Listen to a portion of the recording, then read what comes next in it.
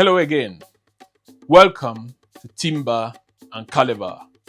This is a series where we study the lives of successful African and Nigerian business leaders.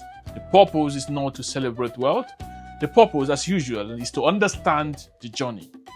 Because behind every successful business is a story of struggle, sacrifice, risk, and determination.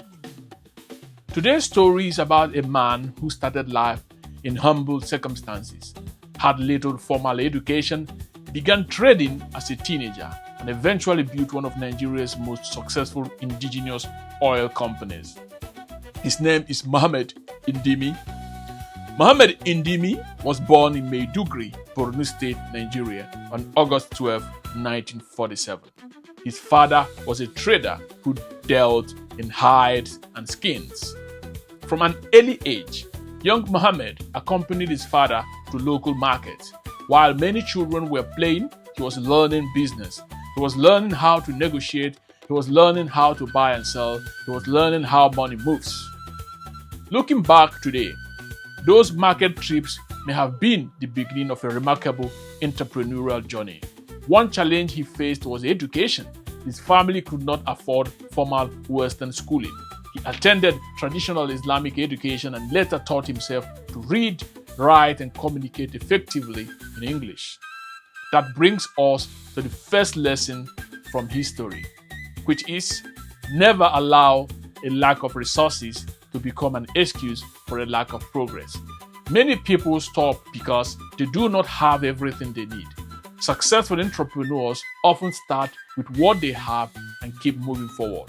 By the age of 16, Mohammed Indimi had already decided to start his own business. According to accounts of his early life, he obtained a loan of £100 from a friend and used it as his startup capital. Think about that. No wealthy investors, no large inheritance, no billion-naira funding, just a small loan and the determination to succeed. He began trading and later expanded into imported goods from neighboring countries such as Chad and Cameroon. Business was not always easy. Markets changed. Competition existed. Profits were uncertain, but he continued learning and expanding. That leads to the second lesson of today, which is small beginnings should never discourage big dreams.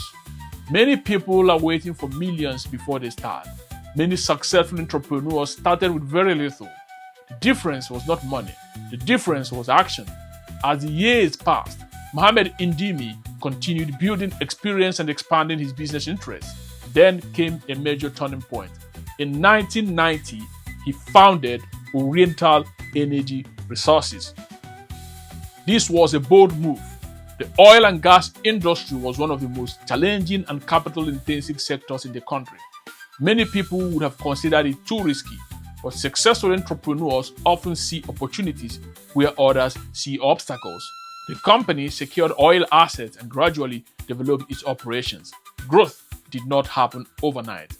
Years of planning, investment, partnerships, and persistence were required. But Mohammed Indimi stayed focused on the long-term vision. This brings us to another important lesson, which is great achievements often take years to build. Many people quit too early. They want results immediately. The most successful business builders understand that lasting success requires patience. Over time, Oriental Energy grew into a significant Nigerian oil exploration and production company. Each project contributed to the development of Nigeria's energy sector and demonstrated that indigenous companies could compete in an industry traditionally dominated by larger international players. But perhaps the most inspiring part of Mohammed Indimi's story is not the company he built. It is the mindset that helped him build it. He started learning business as a child. He continued learning as a young trader. He kept learning as an entrepreneur, and he continued learning as a business leader. That is the third lesson, which is learning should never stop. The world changes, industries change, markets change. The people who continue learning are often the people who continue growing. Today, Mohammed Indimi is known as a businessman, investor, and philanthropist. But his journey reminds us that success is not determined by where you start. It is determined by how you respond to the opportunities and challenges that came your way. So, what can young entrepreneurs learn from his story? First, start where you are.